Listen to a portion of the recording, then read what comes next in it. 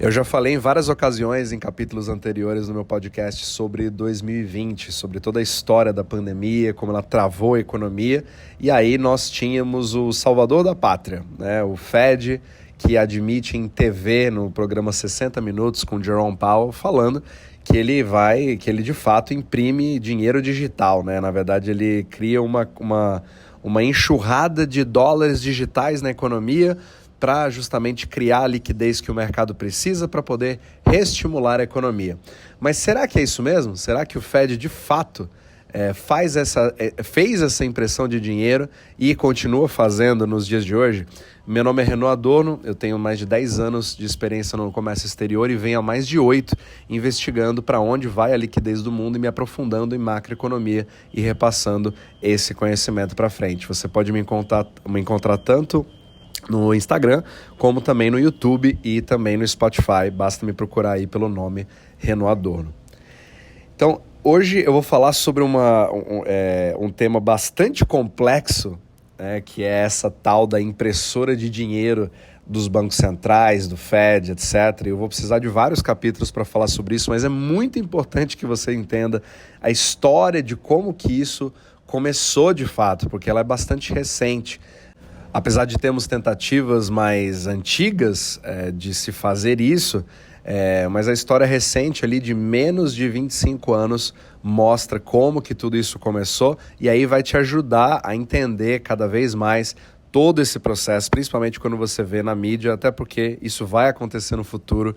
Teremos outras, entre aspas, impressões de dinheiro feitas pelos bancos centrais e isso vai se perpetuando e eu quero que você entenda o que está por trás disso.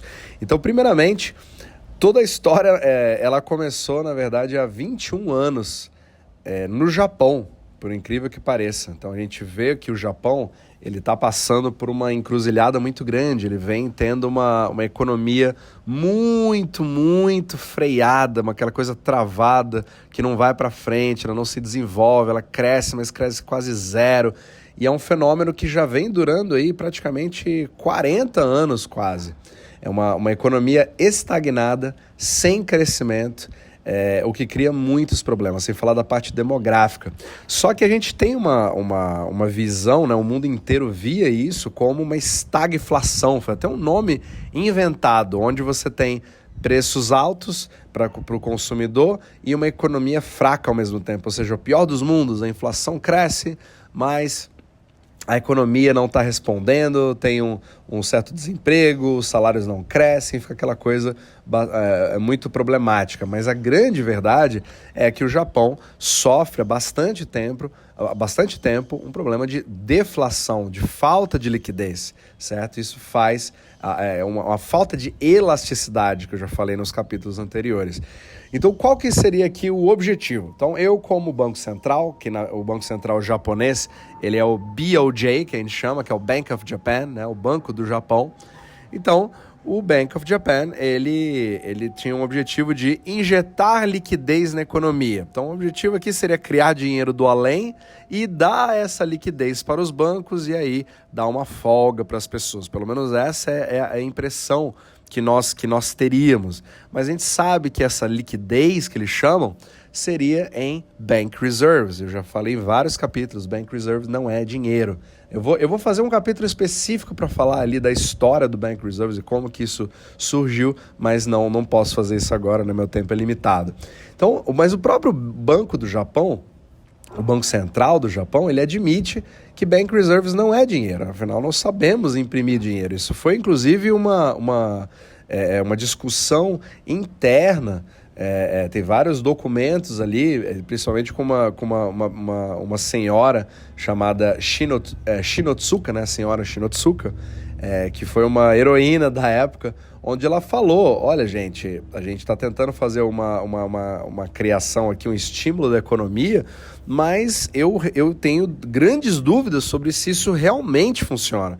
Porque afinal de contas não existe uma correlação real entre a criação de Bank Reserves e você colocar isso nos bancos comerciais, tentar injetar isso na economia e de fato você ter um resultado econômico que vai criar um benefício real para a economia real, de novos produtos e serviços, novas empresas surgindo, novos empregos sendo gerados, que é isso que a gente realmente precisa.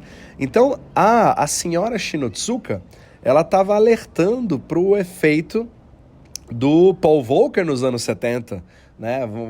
Será que realmente vamos criar um benefício ou vamos criar só uma impressão de estarmos fazendo alguma coisa?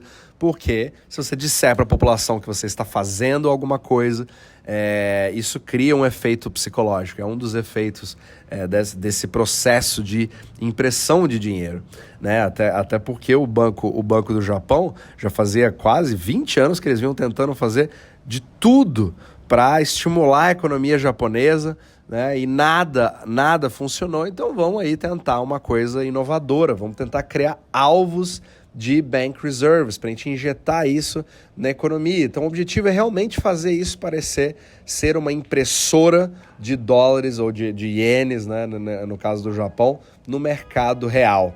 Mas a gente sabe que para isso realmente acontecer, a gente só cria, de fato, novo dinheiro na economia que vai buscar produtos e serviços na forma de crédito. Você precisa expandir o balanço real dos bancos. E eu vou te mostrar que, na verdade, nada disso acontece. Mas esse processo que eu estou te falando aí dos bancos centrais criando dinheiro é o famoso QE, que é o QE. A gente chama isso de Quantitative Easing, ou seja, eu vou tentar fazer uma tradução livre aqui, é o relaxamento quantitativo. É um nome muito bonito para dizer que, na verdade, eu estou criando um relaxamento para um mercado tensionado que precisa de liquidez e eu venho provendo essa liquidez. Então, ele faz um relaxamento quantitativo. Eu crio uma quantidade maiores de unidades de moeda na economia real e vou criando um relaxamento. E eu, como Banco Central, em princípio, dou a impressão de que eu teria esse poder, mas na verdade eu não tenho.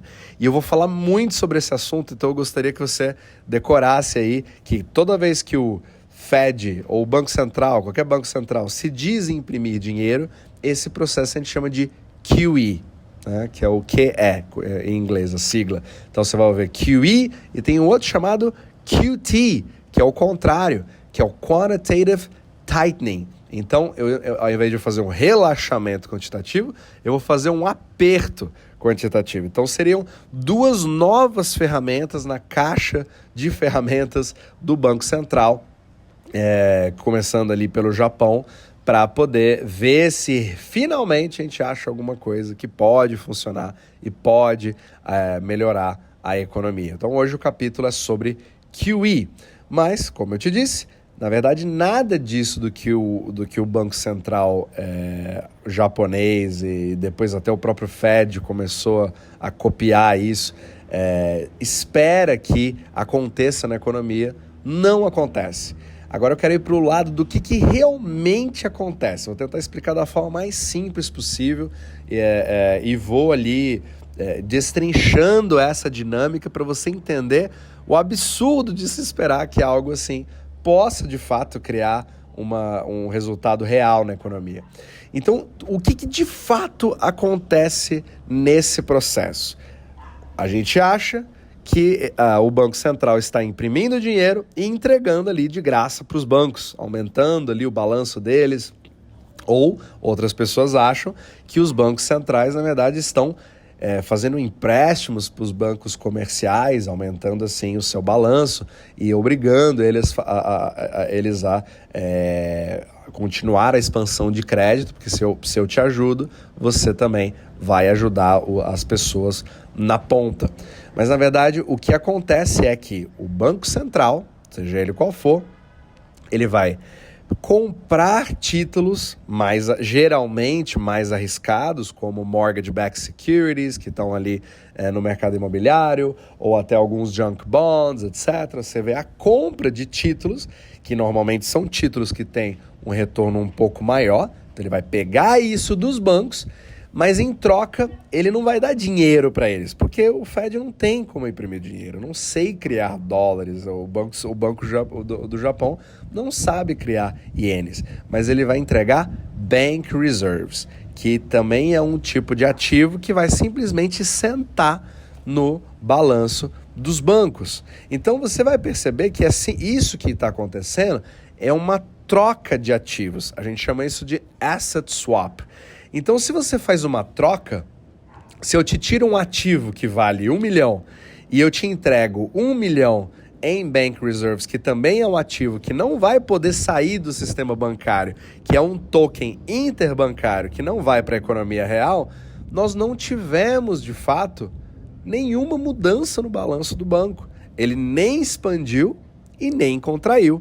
O que eu tirei aqui, eu coloquei ali. Então, na verdade, o que houve de fato foi uma troca de títulos mais arriscados, mas que também dão um retorno maior para os bancos, em troca de um título que tem praticamente um risco zero, mas que também não te dá nenhum tipo de retorno. Percebe? Então, ali, o Banco Central, ele está tendo uma expectativa, na verdade, o que ele mais espera é que o banco comercial que aceitou fazer essa transação, porque na verdade você não consegue obrigar um banco comercial a fazer isso, você teve uma troca. Então, do lado do pensamento do Banco Central, eu estou achando o seguinte: não, beleza, olha só, se eu estou comprando o seu título mais arriscado, que te dá ali um retorno maior, e trocando para um Bank Reserve, que na verdade é um ativo que vai ficar inerte no seu balanço, eu vou ali te estimular a você voltar a buscar aquele retorno que você acabou de perder. Porque se você tinha um título que te dava um certo retorno e agora ele não te dá mais esse retorno, você vai se sentir estimulado a ir ao mercado, a emprestar para pessoas, a expandir o seu balanço, a você emprestar para novas empresas que querem abrir, etc., para buscar esse retorno. Porque você é um banco comercial, você não pensa em mais nada, você só pensa em aumentar o seu retorno, porque você é capitalista, porque você quer buscar aquele lucro. Então é o retorno pelo retorno, eu não penso em mais nada. Então, se eu te der uma possibilidade de você querer buscar ali um título de 25% de retorno, você vai querer, porque ele vai dar retorno. Só que o Banco Central esquece que os bancos, eles não pensam só em retorno, mas eles pensam em se manterem vivos, eles pensam em manter as suas operações rodando, porque não adianta nada eu buscar um retorno se eu quebrar. Então, o que eu, banco, de fato penso é como obter um retorno. Sim, é claro que eu quero ter um retorno, mas desde que ele esteja ajustado nos meus algoritmos de risco, da minha percepção de risco. Não adianta nada eu ter algo que me pague 25% ao mês, sendo que ele tem um risco muito alto de ruína e de no final das contas eu não receber nada e de ficar com o meu balanço completamente arrombado, certo? Então o meu objetivo é não ter rombos no meu balanço. O meu objetivo é preencher o máximo possível com uma massinha para que eu não quebre. Então você percebe ali que nós temos uma dicotomia entre o que acontece na cabeça do Fed, o que ele espera que o banco comercial vai fazer, e o que passa na cabeça do banco. E quando você tem um pensamento completamente oposto, é que você enxerga que o QE que estava sendo feito, na verdade, tem o efeito contrário. Porque, na verdade, o banco comercial ele está vendo que a economia não está boa. Tem alguma coisa errada, não está fluindo. Então, eu não posso me tornar um banco que vai quebrar. Eu preciso buscar a segurança, eu preciso me manter dentro do jogo.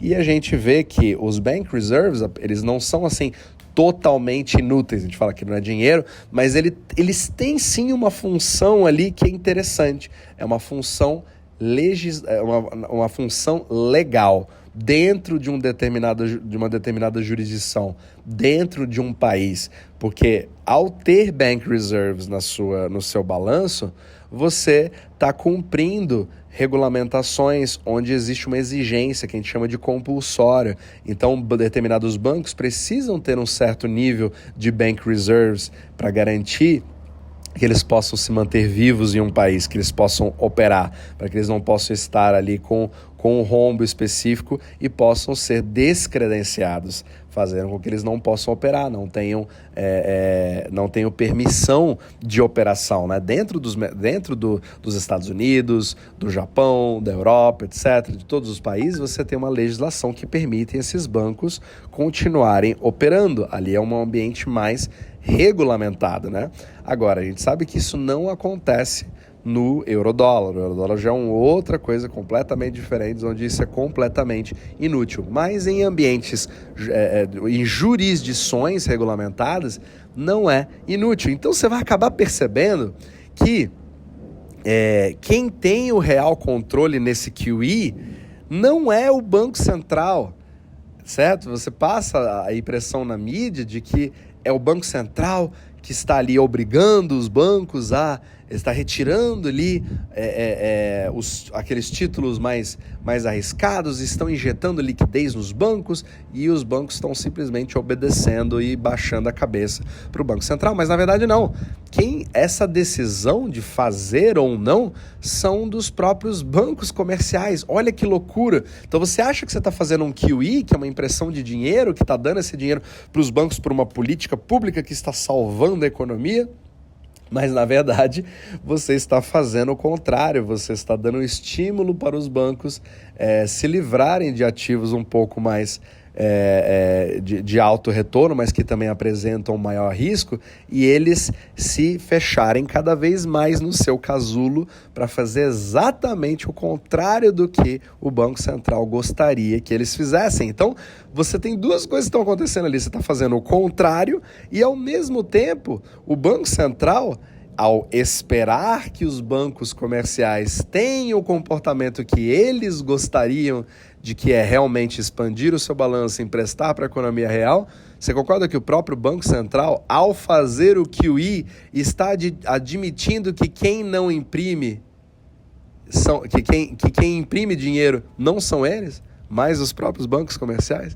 Percebe a sutileza do processo? Então, o QE não é um processo de um passo único, onde você injeta liquidez nas pessoas, nos bancos, e tudo se resolve, né? Até porque se resolvesse, você não precisaria fazer vários outros QEs. Você vai ver que isso não é um processo único, né? É um processo que vem se repetindo. Os Estados Unidos já fizeram vários, o Japão já está no seu 26º QE. Então, não funciona. Não tem o efeito que você gostaria que tivesse. Então é muito importante você entender que o QE, na verdade, é um jogo de 2 passos, onde o Banco Central só controla o primeiro passo, onde ele vai comprar esses ativos, esses títulos dos bancos, e os bancos vão decidir se aceitam ou não, mas mesmo que aceitem nesse segundo passo, o Banco Central fica absolutamente frustrado porque ele não consegue controlar o comportamento de alguém que está buscando a sua própria segurança e não seguir alguma política pública. Então isso é muito importante de você entender exatamente o que está acontecendo por trás da psicologia e nessa também logística desse asset swap, dessa troca de ativos. Então não tem nada a ver com impressão de dinheiro, mas é simplesmente um asset swap. Agora, o mais interessante é que o próprio Banco do Japão soltou o relatório dizendo que não tinha esse QE que o Banco do Japão estava fazendo, não estava surtindo nenhum tipo de efeito real ou mensurável na própria economia. Mas pior ainda, como eles não sabem fazer outra coisa, mesmo que não funcione, talvez a solução do QE que não deu certo e não conseguiu estimular a economia japonesa seja fazer o quê? Mais QE. Então nós estamos hoje num histórico de 26, um recorde mundial que o Japão detém hoje, né? De 26 QEs desde 2001 e absolutamente nada mudou. O Japão continua estagnado e a situação continua se deteriorando. Mas vamos melhorar mais ainda a situação? O Fed copiou esse modelo do Banco do Japão a partir de 2008. E a mídia inteira mundial replicou, como eu já falei, eu tenho um capítulo só sobre 2008, né, que na verdade o Fed, ele entrou, ele vai ter que intervir e ele vai injetar dinheiro em todos os bancos para salvar, porque nós temos uma crise imobiliária e está tendo um grave problema, a economia precisa estar restabelecida, mas a gente sabe que durante todo esse processo que realmente mudou toda a economia mundial, a grande crise mundial que nada teve de imobiliária, na verdade o que nós tivemos era um reagrupamento, era uma mudança de paradigma completa entre todo o relacionamento interbancário do mundo, onde bancos pararam de confiar uns nos outros e eles criaram a solução interbancária quando você não tem mais confiança naquele banco que você emprestava, que é o colateral. Então, o desenvolvimento do mercado de Ripple, que eu falo em todos os meus capítulos, baseado no colateral, ele foi a melhor solução que eles encontraram para que os bancos voltassem a confiar uns nos outros de uma forma mais ou menos normal. Só que a gente viu que isso criou uma retração, né? A expansão de crédito continuou, a economia voltou, só que ela voltou muito mais capenga, muito mais desconfiada, muito mais travada. Então, a quantidade de expansão dos balanços, né, o percentual de expansão dos balanços, a velocidade com a qual isso aconteceu, foi muito menor do que o mundo antes de 2008. E a gente sabe que o euro-dólar em si, que é ali a espinha dorsal do comércio exterior, ela não usa nada de bank reserves. Então, isso só se aplica nos países com as jurisdições regulamentadas. Então, QE não adianta de absolutamente nada. E como ninguém nem sabe da existência do mercado Ripple, você fica com toda uma narrativa de que foi de fato uma impressão de dinheiro feita pelos bancos centrais, pelos governos, né? Então, enquanto todo mundo nos Estados Unidos estava achando que o Fed estava imprimindo dinheiro em 2009, ele teria criado ali 80%, né? Acho que ele triplicou a quantidade de dólares, na verdade, naquela época. Não foi nada disso que aconteceu. Só teve uma compra gigantesca de ativos em balanços bancários de bancos americanos, fazendo um asset swap, injetando muito bank reserves. Então, houve uma confusão muito grande, porque os bank reserves, sim, o Fed consegue criar e isso expande o seu próprio balanço, certo? Então, o Fed expandiu muito o seu balanço, com uma enxurrada de bank reserves que foram usados para comprar esses ativos mais arriscados dos bancos, inclusive junk bonds e tudo isso, só que na verdade foram os bancos que acabaram com isso buscando a segurança, se livrar desses títulos mais arriscados e passar para algo que vai contrair o crédito ao invés de expandir o crédito, criando justamente o efeito contrário desejado no QE. Então, espero que esse capítulo possa ter te demonstrado um pouco como que uma coisa que você acha que faz um efeito cria um efeito completamente contrário. E o QE acaba sendo uma ferramenta que não serve para absolutamente nada do que ele se propõe, mas que é parte das ferramentas que bancos dentro dos países, das jurisdições, que vão usar para uma estratégia ali, buscando uma segurança, criando um efeito contrário, mas no euro-dólar isso é completamente inexistente. Ninguém usa bank reserves e ele é simplesmente um token que não vale para absolutamente nada. Então, nos próximos capítulos, eu vou falando isso, talvez não no próximo, mas nos outros, eu vou falando cada vez mais sobre esses efeitos reais do QE e por que isso acaba atrapalhando mais ainda o mercado Ripple, porque ele acaba tirando ali colateral do mercado, né, criando um efeito que vai piorar, ele vai acabar apertando aquilo que era para aliviar. Então é um processo bastante complexo, mas eu espero que eu possa ter pelo menos destrinchado um pouco da história de como isso aconteceu e também o que se pensa dos dois lados, para que você saiba exatamente o que está acontecendo quando você olhar uma notícia no jornal dizendo que o Fed imprimiu mais dinheiro, que o Banco Central imprimiu mais dinheiro, que o Banco do Japão ou que o ECB, né, que é o Banco Central Europeu, está imprimindo dinheiro.